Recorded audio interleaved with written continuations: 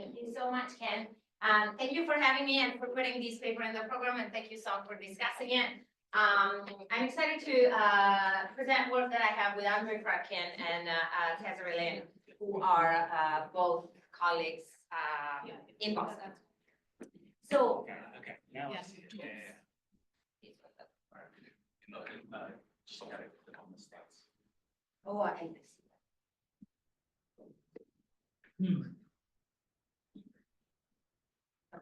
Great. So let me start hopefully by convincing you that consumer data is very valuable. A lot of companies are actually trying to collect as much consumer data as they possibly can because research shows that they are valuable input to firms' production functions. But at the same time, consumer data includes potentially very personal information, which can be used inappropriately. And as a consequence, we have seen in the last few years a set of regulations, both from the public sector and from the private sector, on trying to allow consumers to give consent to the usage of data.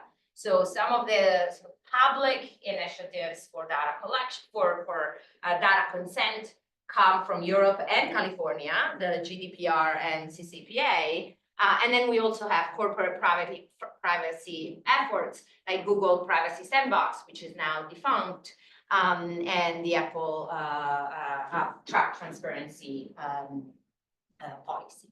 On one hand, those policies can be beneficial because they help consumers make sort of choices that are better aligned with their preferences, but they may come at a cost. They may increase entry barriers and potentially reduce competition. When we think about regulation about data, personal data, we mostly think about consent. Really, all data protection regulations require companies to obtain consumer permissions to use data. And what constitutes consent, and these are sort of really words used in the GDPR, consent means that must be freely given, specific, informed, and unambiguous, clearly distinguishable from other matters. It should be clear and plain language. And data subjects, consumers, can withdraw previously given consent whenever they want. This is the law. And then in practice, all hell breaks loose because we end up with lots of designs that make it very difficult for consumers to state their preferences truthfully. And in particular, there's a term that's used in these contexts, which is dark patterns. It's nothing more than nudges, but nudges in the direction that doesn't benefit consumers necessarily, but that benefits the companies that are trying to collect those data. And so in the context of consent for data tracking, dark patterns are really interfaces that make it hard for users to reject data sharing. How many of you have seen sort of a consent banner that allows you very easily to accept all cookies, but make it very hard to reject it? By a show of hands, lots of people. So that's exactly what we're talking about. Dark patterns are actually not explicitly illegal through the GDPR. They are now illegal through, in Europe, the Digital Services Act. For other aspects of consumer consent, not necessarily cookie tracking. And so as a result, because they're not explicitly illegal, they are very popular. So 57.4% of EU websites, according to computer scientists who really sort of police these practices extensively, have some form of dark pattern in their choice designs. More than 80% of the top UK websites display these patterns as well. And in fact, all of these dark patterns are very easy to implement because there are consent management platforms that sell these as a service. So OneTrust, CookieBot, and TrustArc are examples of companies that sort of go and sell these services to websites for their tracking. Within this context, we're going to ask three sets of questions. The first is about effectiveness. Do dark patterns really affect consumers' privacy choices in the direction that companies hold? Believe it or not, we don't have research that shows whether and to what extent they are effective. The second is about competitive impact. How do these effects differ across websites and users? And is there a sense in which the effect of dark patterns may exacerbate sort of large companies' advantage in collecting this kind of data? And finally, we're going to go to welfare and really trying to understand how different data sharing policies affect consumer service. So that's sort of the plan. We're going to try and do this with an experiment that uses a customized browser extension. How many of you have an ad blocker on their browser? That's exactly what our participants install. It's an ad blocker that does things for us, like a browser extension that does things for us. We're going to randomize the assignment of the cookie consent banners. So we're going to design those cookie consent banners and we're going to randomize them, show up at the user by website level. And as a function of those randomized assignments, we're going to analyze the choices, both during sort of survey-based and browsing, so browsing that we nudge our study participants to perform, and organic browsing that they do over the course of the 7 days after the initial of their experiment. Ken? How do you get your users' consent to share and analyze their data? IRB approved. So yes, we do have a very long description that is IRB compliant of what the study entails. We tell them that they can, remove access to data collection at any point in time. Many of these participants actually do survey studies as a profession almost. These are prolific users. And so they have a good sense of sort of how to turn on and off these extension. And you can actually turn it on and off very easily through the browser. And so if they don't want to do it, they can. And we do have quite significant drop-offs, right? Like at consent, and even in the 7 days between the beginning of the experiment and at the end of the experiment. By the end, we only have, from those who started it, 85% of people. But yeah, we are IRB compliant. That's what I can tell you. Sridhar.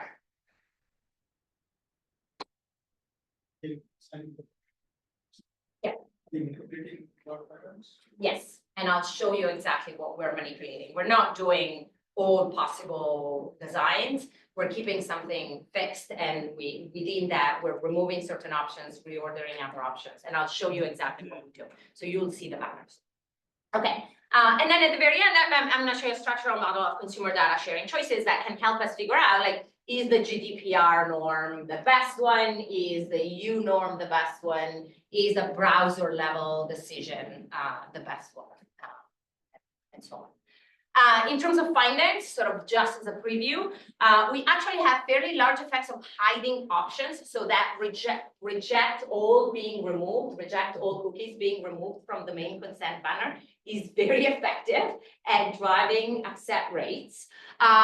Everything else has very small effects. So reordering options or changing the colors of the options that are least preferred are much less effective at changing it.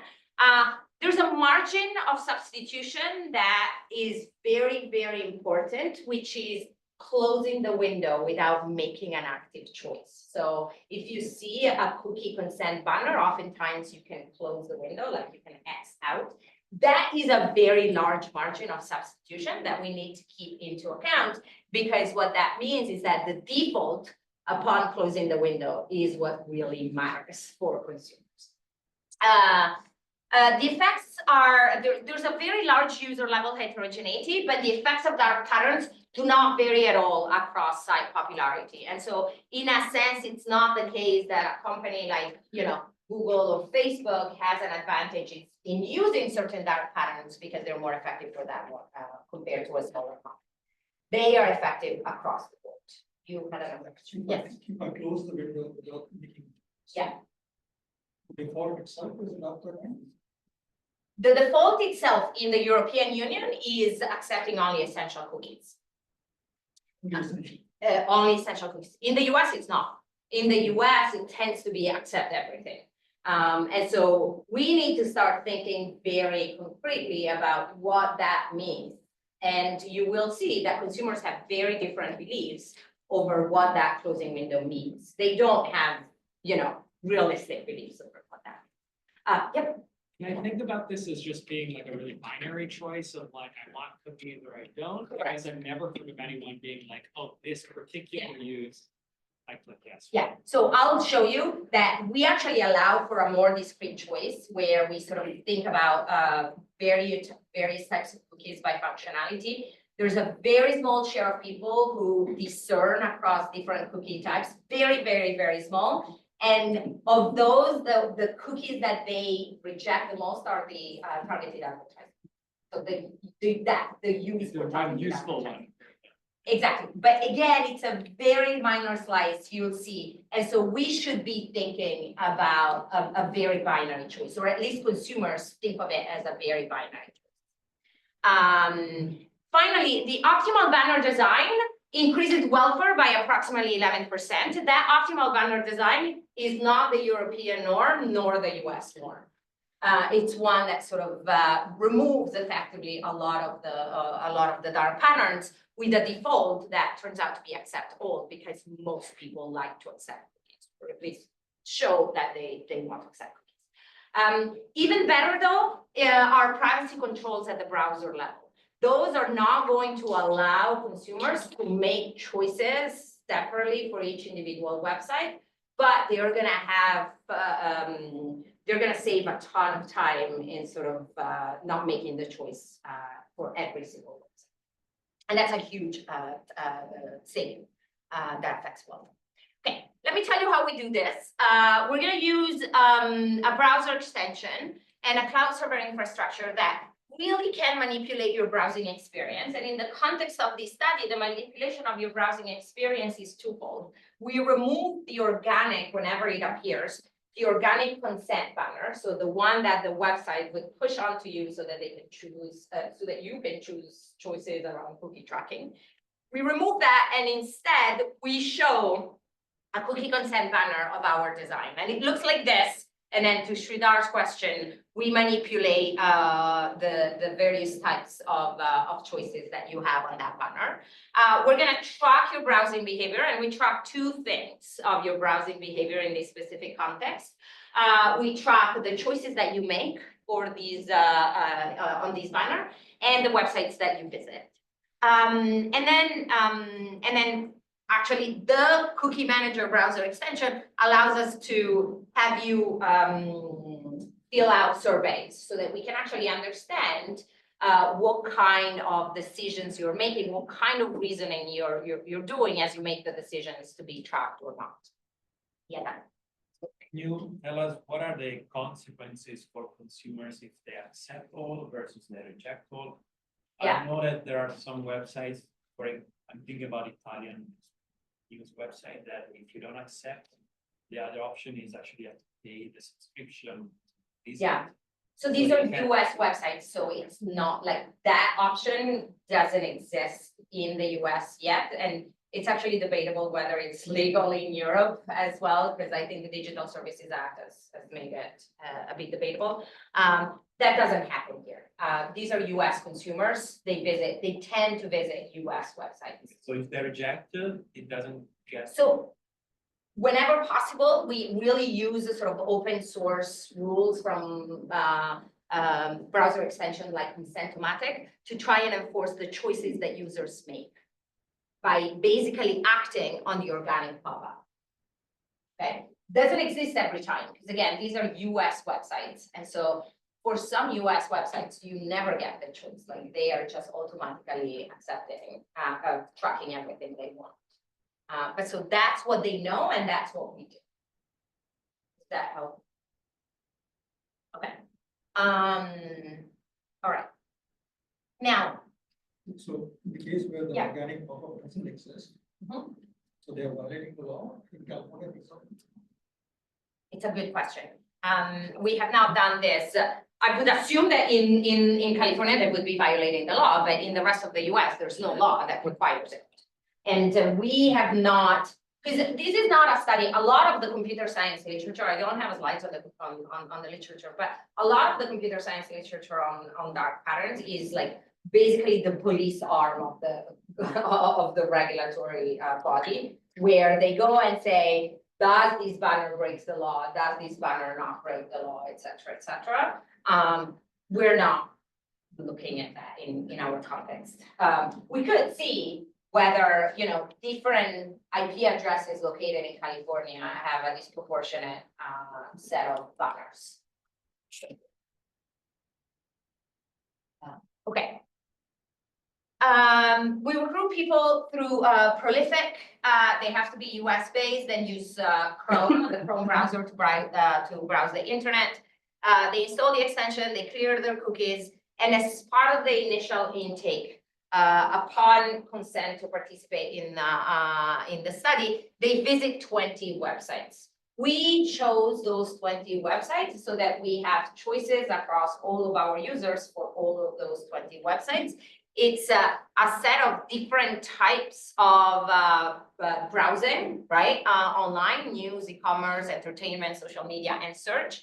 And we try to pick large versus small website. Again, small still means relatively large, but it's all relative. So as an example, we're asking them to visit Amazon versus Poppin. Poppin is sort of a furniture website, office furniture website, and Google versus DuckDuckGo. So that's the kind of like small versus large that we have designed. They have to make cookie preferences selections for each of these 20 websites. So what that means is that every time they show up on one of these domains, there's going to be a new banner, cookie banner that shows up, and it's going to show up until they make the choice, basically. And again, as I mentioned to Dante, we enforce the selection to the extent possible. After these sort of survey-based visits, they have committed, although they can leave at any point in time, to keep the extension for the following week, so 7 days. And there we don't bother them in the sense that like they don't have survey, they just organically browse the internet.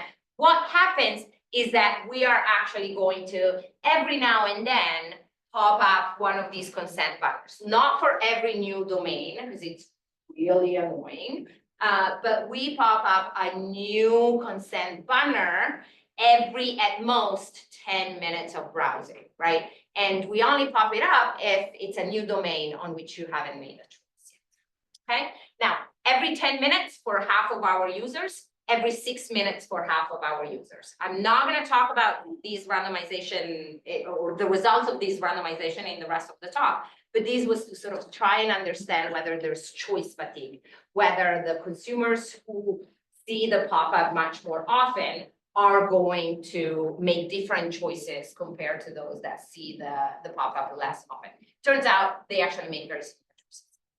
Do you know if the users log in on those websites or not? So say like if a lot of people have Amazon account, then they are more likely to accept cookies because they already know that Amazon knows their. I'll show you. That's okay. That's the case. Yes. But that doesn't interact with the dark patterns, meaning that the dark pattern is not more effective for Amazon versus pop-up. It's across the board effective, but there's also a tendency for users to accept cookies from the websites that are familiar to them. Okay, so that's the study. What about the 20 websites that we asked them to visit? We actually asked them a question about familiarity, whether they normally visit Twitter, X. At the time, it was still Twitter. So we asked them whether they normally visit it. We also have another sort of signal of familiarity of the website, which I didn't discuss yet, which is to actually make sure that these people are regular human beings and not just bots or people who do these these kind of studies and nothing else. We actually collect their browsing data from the Chrome history for the previous week, okay, for the previous 7 days. What these allows us to do is 2 things. One, see that they visit the set of websites through the browser before they join for our study. And 2, we can actually see whether they have visited one of these domains in the prior week before joining the study. And that's another signal of the familiarity that these participants have with the website study. Okay. Here's the treatment banners, finally, to Sridhar's question. So this is what we call the neutral design. The neutral design is one that puts cookie settings up at the top. When you have cookie settings, then I'll show you what happens when you click on setting in a second. Then you have accept all cookies and reject all cookies. Fairly neutral design, some level of prioritization for accept over reject, but broadly pretty neutral. Then we have deliberate, what is called deliberate obstruction as a form of dark pattern, which is removing one of these options. Now, what you're familiar with is this one up here, where you remove accept all, you remove reject all, and you're left with accept all cookies and cookie settings. But we actually also try sort of the paternalistic approach, where we make it very, very hard to accept all cookies. This turns out to be the design that affects the consumer's preferences the most, and I'll show you how. Then there's a reordering of the options. So instead of putting sort of cookie settings at the top, we're gonna put accept all cookies at the top or reject all cookies at the top. And then finally, differential salience is one where we emphasize with colors, which is actually very frequent, the preferred option. And so in this case, we gray out the ones that the company prefers the least. Okay. Now, if you click on cookie settings, back to the I think Ashwin's question, I forgot. If you select cookie settings, then you have a bunch of different types of cookies. So information storage and access, preferences and functionality, performance and analytics, the selection, delivery and reporting, and so on and so forth. And then you can select all of them, and then you accept the selected cookies. Yep. Do you have any intervention or reject is the first thing that they see and not the second thing they see? Yes, here.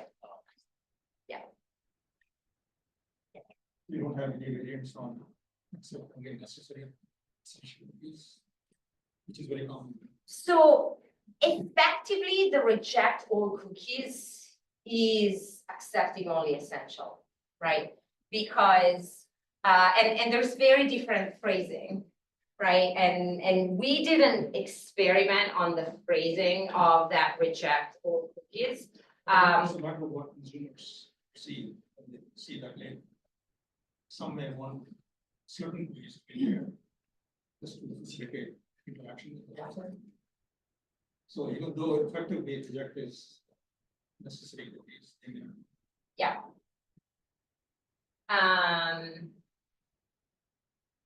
Yeah, effectively, actually, paradoxically, even if you reject all cookies, the website needs to put a cookie on your website to know that you've rejected everything. So that's the paradox of cookie tracking. But I take your point.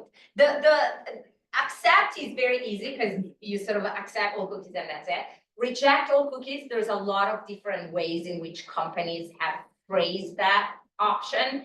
And it turns out that a lot of websites phrase it as reject all. And so that's why we use that phrasing. The cookie settings I noticed that you don't have a setting saying tracking. They're all tracking. So in the ad selection. Yeah. All of those are like tracking cookies, and then the uses are the ones that you're selecting for. Tracking for ad groups. Yeah, exactly. It's here. Yeah, it's here. Yeah, but I'm not going to go into these details, but whenever the few people who make selective choices over which type of cookies they want, the one that they deselect the most is the ad selection. Yeah. Is there a version of the differential salience condition with reject all at the top? Or is the differential salience, we just assume it's always accept all and that's the first one? Yes, we have not experimented with all of those. Yeah, it's only, these are effectively the 6 banners that we have. That's it. Like we have not, there could have been more that we could have experimented with. We've only designed this. Jessica? Does closing the window always implies accepting all the cookies? No. So in the US, and so in our context, it means that the default is accepting So everything. that's like all the all the treatments, always closing the window implies. Correct. But the users have very different beliefs, and we ask them what they think. Most people actually think, I'll show you the results when we get there. But yeah. Settings part, normally, like as far as I know, it would be 3 options on it, like analytics cookies, personalization cookies, and advertising cookies. You seem to have like 6 or 7 options. Yeah. Is it the norm? I'm not sure. No, it actually came from like Consent-O-Matic. Like there's a set of classification of types of cookies. And please don't ask me what they actually do, because I don't know. But that's where it comes from. Okay. Okay. All right. So some main sort of reduced form results. We had 1,200 users who started. Of those, to Ken's question, 900 were eligible and 656 fully completed the study. Okay, so we have drop off throughout the funnel. During the survey, we see that, remember that during the survey, we expected that they would visit 20 websites. On average, we see 18.6 websites. From the prior week, we see that they visited about 51 unique domains, okay, from the Chrome history. What is comforting to see is that in the previous week, they visited 51 unique domains. In the week where they are being tracked, they visit 52. So it's not that they are sort of reducing the amount of browsing that they do because they are being tracked. So that's very comforting for us. 85% of those that sort of completed the survey also complete the entire study, back to the original question. Finally, in general, we tend to have people on the younger side, I would say, 38 years old. 18% have a bachelor or above, and about 50-50 male, female.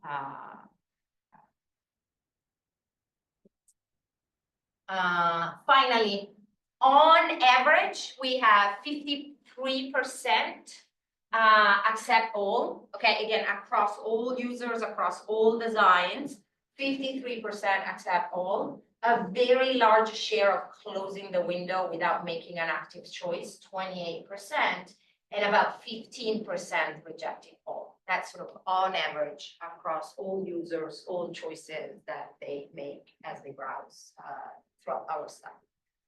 Now, yeah. Slide. Hmm? The receivable, because it doesn't sum up to 100%. 52%, 28%. The selective cookies. Correct. Yeah. So they go over and they. So there's effectively 4 options here, right? Like you accept all, you close the window, you reject all, or you make selective cookie, the selection, this one over here. So you go here. You go to settings. I should say, actually, this though is a very good question, because whenever, right, you have a deliberate obstruction, and so you go to cookie settings and then you accept all, we classify that as accepting all. We don't classify it as making, the selective choice. So the rest here is really making selective choices where you accept some types of cookie tracking and not others. Some usage of cookie tracking, I should say. Okay, yep. Is not visiting the web page an option, like as an outside option? So yes, but you're participating in the study, and we tend to see that on average we have 18.5, 18.6 websites out of the 20 that we ask you to visit. But if I land on the page Yeah. and I don't make any shop, And I actually close it. then you can't visit the website. Yeah, that In is. your case, everybody made a choice. Yes, yes, so domains with banner implicitly means that you've made a choice, yeah. So the moment they Yeah. come. Yes, yeah, and it blocks you from browsing, right? It really sort of grays it out, like blurs it out and Doesn't prevents really close the website. but basically you don't interact with the website. So to Dante's point, like the outside option is like you move on to another website and that's perfectly doable. Yeah.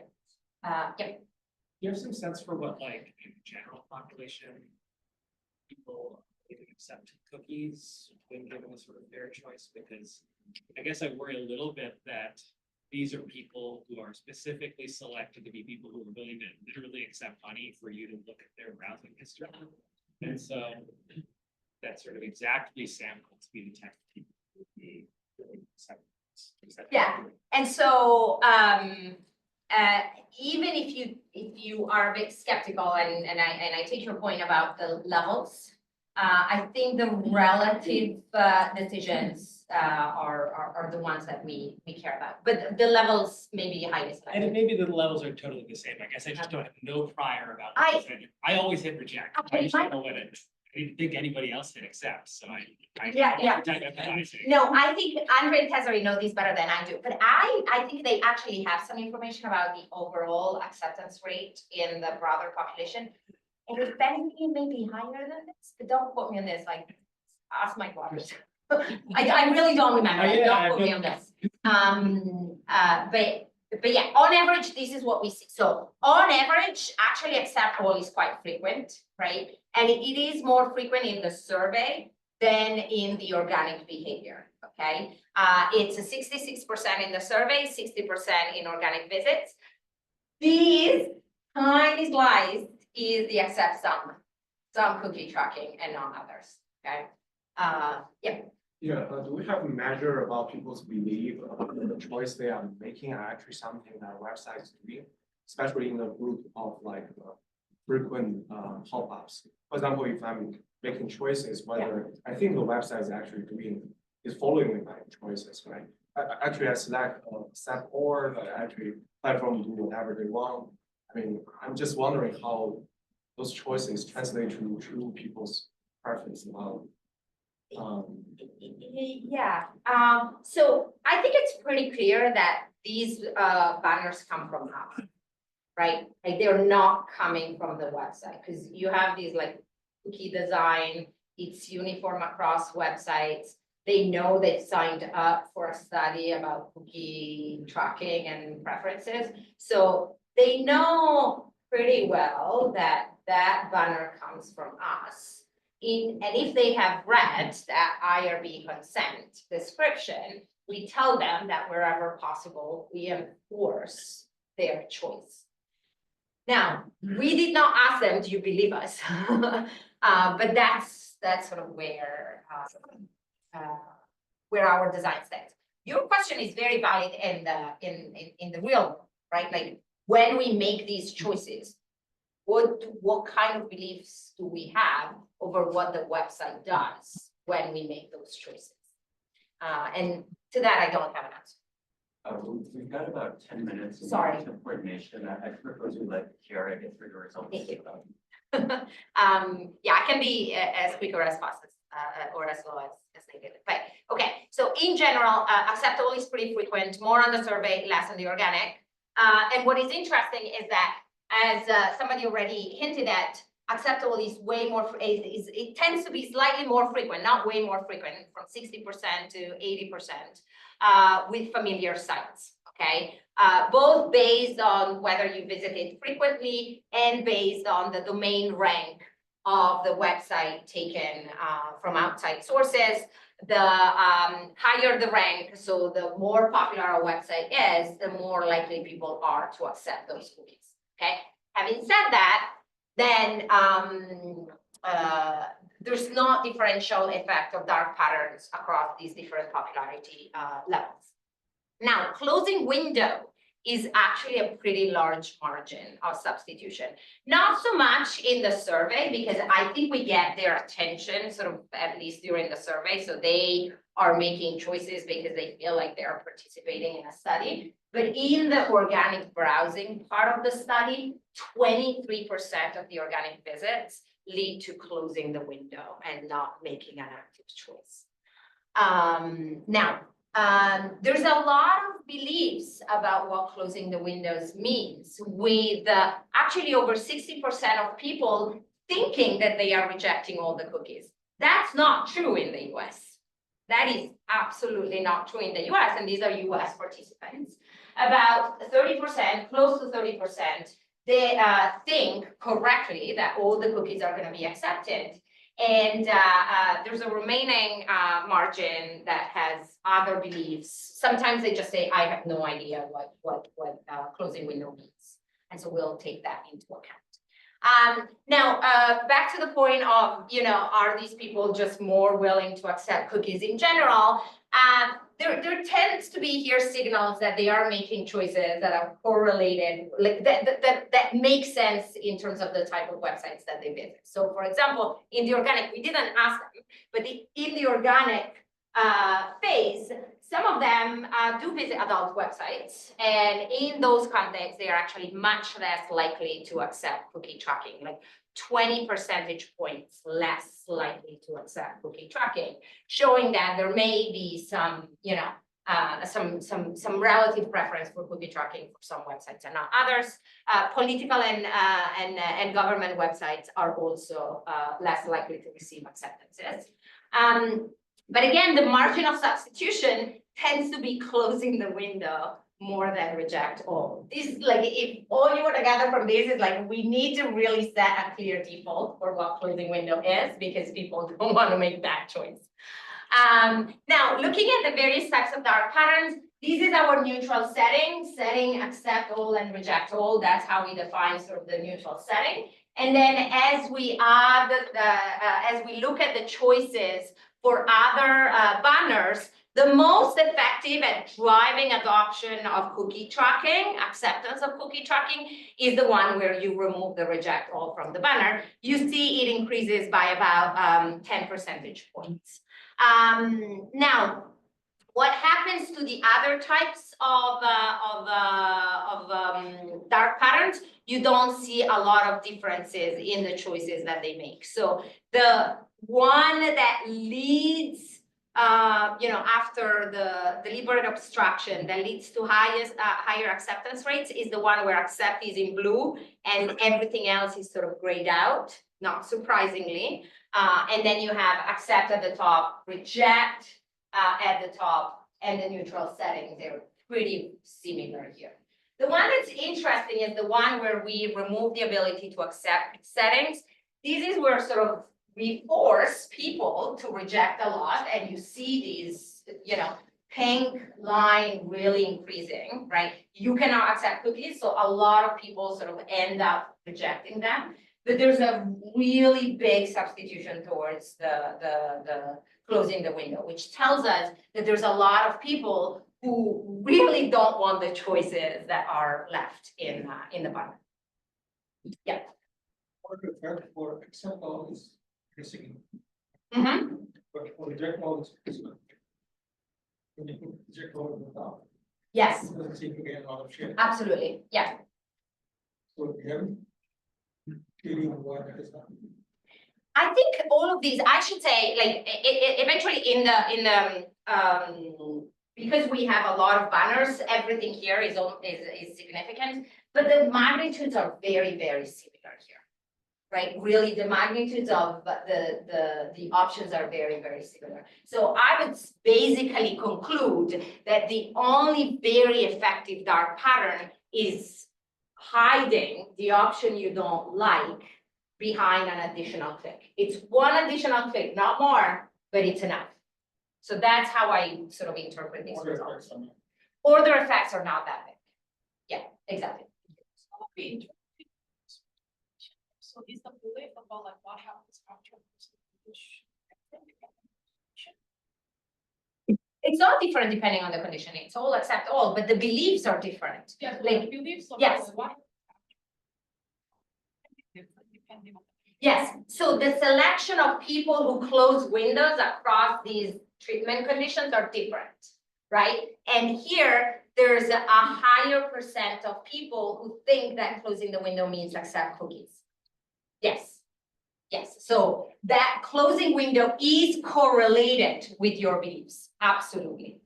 I'm gonna go a little bit onward. Actually, you can ask that question and then I'll move to the welfare. Yeah, I was just wondering, are these I guess website, is it level statistics or are these Yes. user level statistics? Like, I guess if you reweight it. and- Website user, Okay. yeah, Got it. website user. Okay, I told you a lot of the results that I'm showing here. The one thing that I wanna mention is that there's a lot of user heterogeneity with a lot of people who always accept, a few people who always reject, and everything in between. And the choices that they make are consistent with what they think about their own choices. The vast majority of people say that they accept them most, some people say reject most, some people choose based on website. The one thing that is kind of interesting is that for the people who tend to accept, the benefits that they see are mostly concentrated, believe it or not, on targeted ads. There's nothing else really that they care about. It's really targeted ads. And for the people who see the costs of being tracked, ads is also there, but more general sort of privacy intrusion as is the perceived added cost. Now, we can put these into a very, very, very simple structural model where you have 4 options for any given site. We have some costs that are additive when you select any option with customized settings. When you close the window, there's a cost relative to not closing the windows. And then we have salience terms, right, that are multiplicative when an option is on top or when an option is grayed out. So that's sort of at a high level how we structure the utilities of the various options. And so our treatments, I'm not going to go into the details, but our treatments are going to induce different utilities for the different options depending on where those are placed. And what that allows us to say is in utils, right? What are the different utilities of the different options? The utility of accepting all is much larger than everything else. The utility of rejecting all cookies is normalized to 0. And the granular choice, so selecting customized cookie tracking is the one that has the worst sort of level of utility. Another thing that's very important to keep in mind is that the cost of clicking on settings is much larger than the average benefit of accepting all. And that's where a lot of our sort of consumer welfare changes are going to come from. Then all the other, being on top and being grayed out have small effects. I want to spend 2 seconds on how we use these estimates to compute welfare. But one thing that I want to point out is that we can actually estimate these terms across different types of users, right? So we have people who always accept, that's about 50% of our study population, about 10% of them always reject, and then we have the discerners. And we can sort of estimate, given our variation and our data, sort of parameters that are specific to those different types of populations so that we can see how different choice designs and policy affect them differently. Okay. Now, the consumer surplus under different counterfactual, we're going to think about the status quo in the US where you accept settings and you default accept all. The consumer surplus maximizing consent is the neutral setting with a default of accept all. The EU norm is the neutral banner, sorry for the typo, plus the default reject all. And then we have browser level choices, either always accept or always reject.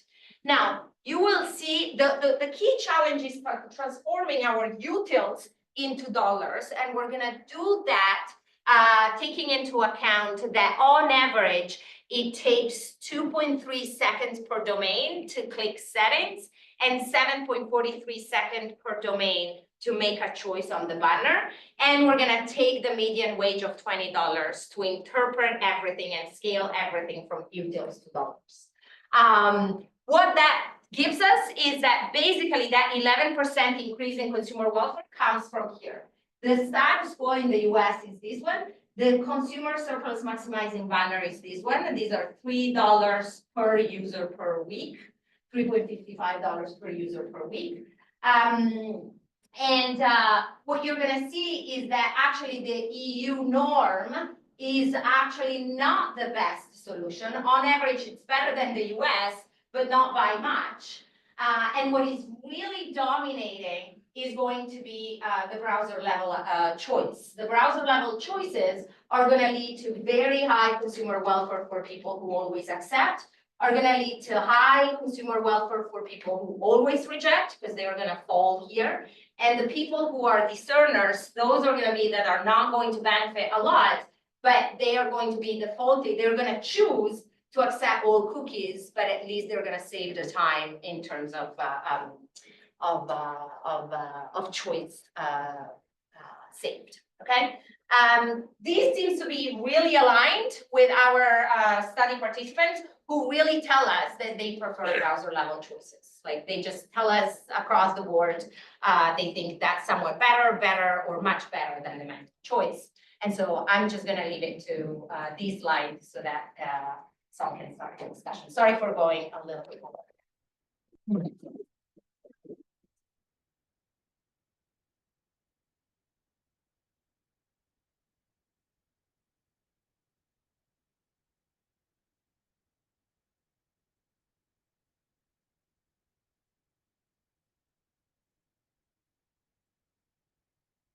Thank you very much for giving me this opportunity to digest this paper thoroughly and give the opportunity to discuss this very nice paper. So I really like this paper, and so based on the hidden questions and answers, and so I don't need to dive too much into how important this research question is.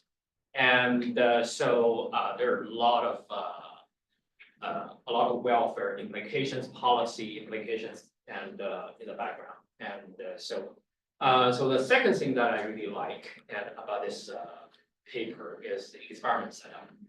And Chiara did a fantastic job. So I don't need to explain about what the experiment's about, right? And I just want to highlight that exactly. I think Chiara and Audrey and so have done a similar type of experiment in several other papers, and including the Amazon one, and which I like a lot, and the self-privacy. And so this plugin and enables a very realistic setting, and so that we can really observe how customers and how subjects they behave in a very realistic setting.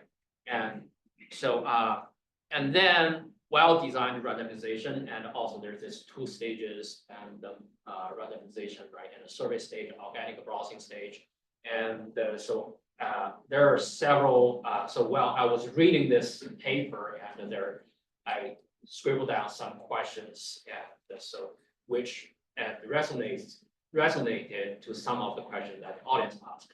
And so later on, I realized it's actually the authors, they already considered them. And in particular, I think the one about what does a closed window mean, right? And what is underlying belief of all the subjects when they close down the window. Actually, that turned out to be one of the most important takeaway and structural, right? And so, and as well as the policy implication and the contract. And so very novel findings, and so not only based on the experiment data, and they have this they clearly show the effects of different design of the interfaces, how they affect the consumers' consent pattern, and there's the welfare implications, and so they also, I think there's a few pieces they didn't mention, and which I think it will be interesting to explore further. And for example, I think one of them is about the competitive advantage, right? And so I think one piece that here I didn't mention it was customer more likely to accept all for popular well-known websites, but it does not exacerbate the effect of that otherwise it's in the how do I say this? So basically, it does not improve the competitive advantage of those popular websites. So because the customers, they would accept those websites cookies anyway. And so I think that is some practical insights and that worthwhile highlight. Right? So so I see great potentials and which I think my understanding this is still some in the working version and the preliminary and the stage. And I think there's some potential that can improve this paper. And first of all, so there are 3 promising topics that are covered in this paper. And Chiara covered the first 2, which is the design of the experiment and how the reduced form analysis of the underlying data. The second one is the structural model for the welfare evaluation and the counterfactual. There's a third piece, and it was the time cost for customers making the cookie choices. How much it costs the customer and when they make all those cookie choices from website to website. And also this choice, there's another manipulation, 10 minutes, 60 minutes pop-up of the window. Right, and that is also randomized across subjects, which I think is, you didn't talk about that. I think that's another important, very promising direction. And so one thing that I would suggest is, so right now, and this is 3 pieces, and so it's better, the first 2 are better integrated. The third piece, and I feel a little bit scattered. And I suspect that's why you didn't talk about it during the talk, right? And so I think it will be nice to have some more coherent and unified research objective or theme theory that put all pieces together. And for the time cost, I would say if I were to make the choice, and if there is no way to incorporate it, I will probably write it in another paper. Put it in the paper. And so that's why I say I think less is more. And so I think the third piece, and it's not really an integral part of the first. And so second suggestion is explore more about the heterogeneity. So there are 2 levels of heterogeneity. One is the heterogeneity along the websites, right? Different level of brand equity and the popularity. Another is heterogeneity of the customers. So right now, the analysis is analyze the heterogeneity of the websites and analyze the heterogeneity of the customer, but not much discussion about the interaction of the 2. And so this interaction of the heterogeneity of the websites as well as the customer, I think this has great implications about the policy in the sense we don't know when we change the interfaces, whether it will change different subgroups of customers, their acceptance rate at different websites. So it could be the case that major websites, they get the most profitable cookies, well, less well-known websites that got less profitable cookies. So, or vice versa. And so that will draw us to in terms of when we talk about the competitive advantages of the websites, and that will have, we may reach different insights, different conclusions. And so another one is that I would be a bit cautious to make claim about competitive advantages. So while now it's a null effect, but we only have 600 something subjects in the access server. So I will be a bit cautious, and so also there's another bullet point I will talk about in a minute, right? And so welfare implication, and so right now the structural model, it does not talk too much about how we define the welfare, right? And so it basically all boils down to the utilities. But what is the underlying construct of the utility? What are the trade-offs that consumers are considering when they accept or reject the cookies? So it could be the time talking the cost of the cookie settings. And, or it could be the privacy versus convenience, and I want to be targeted by relevant ads, because I will see the ads anyway. I want the ads to be more relevant. So that, what is a trade-off that in the mind of the consumers? So, so I think it would be nice to have some more explicit discussion about what the underlying utility is that we're talking about, what the trade-offs are. So finally, I think some lingering question is that the website choices of different cookie interfaces. So across different websites, so right now, all the cookie interfaces are manipulated by this plugin, browser plugin. But we don't know in reality, what are the website's choices?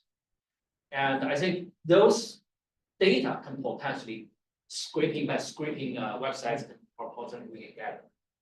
And so if we can build upon this utility, the discrete choice model, on top of it, some kind of supply side, and I think that will be much more, that will enrich the insights much more. And so, and also the policy implications, and so limiting the dark pattern and standardize the interface. And you mentioned about what is the default is, right? And so I think that's another dimension that I think worthwhile exploring. Thank you.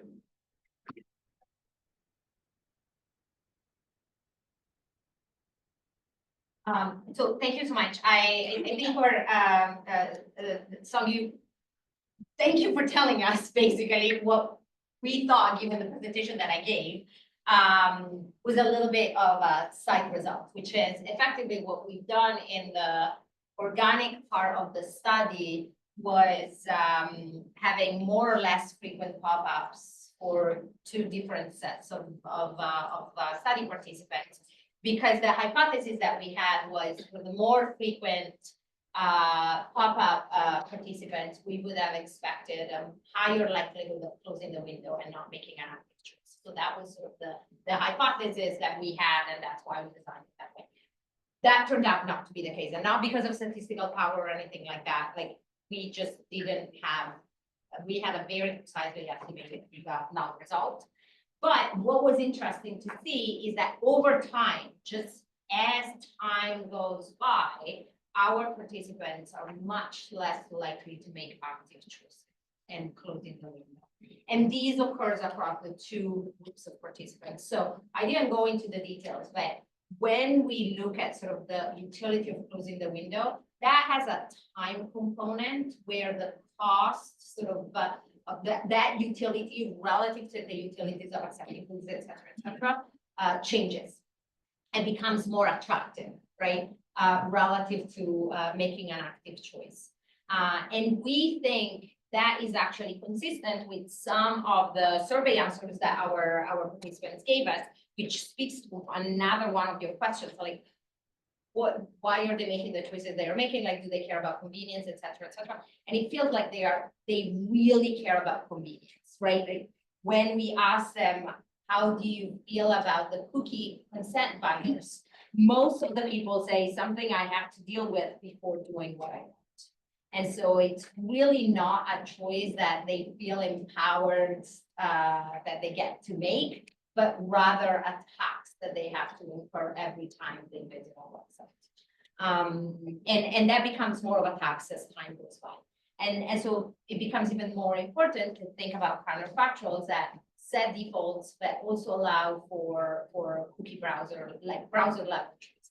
Now, you focus on on sort of variation by user websites. We have about 35 people who we define as discerners, so people who make different choices for different websites.